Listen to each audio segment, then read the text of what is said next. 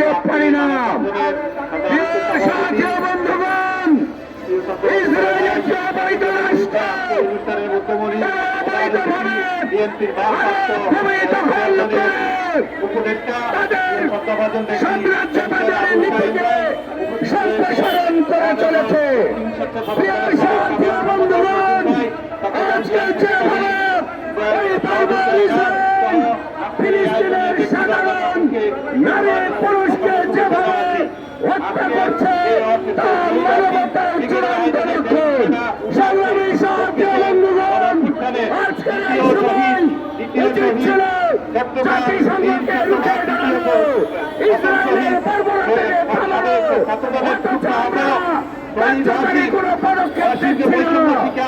আমি বলতে চাই যে আরব বিশ্ব তারা এখন কোথায়? আজকে ফিলিস্তিনের নিরীহ শিশু, নারী, যুবক বৃদ্ধাদেরকে নির্বিচারে হত্যা করা হচ্ছে। এই বর্বর ইসরায়েলকে থামানোর জন্য কোন আরব রাষ্ট্রকে তেমন উল্লেখযোগ্য ভূমিকা রাখছে না, আমরা দেখতে পাচ্ছি না।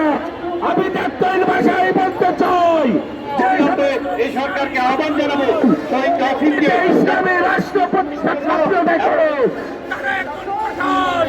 তারা কেন ফিলিস্তিনিদের পাশে দাঁড়াচ্ছে না? কেন বাধা প্রদান করা আছে?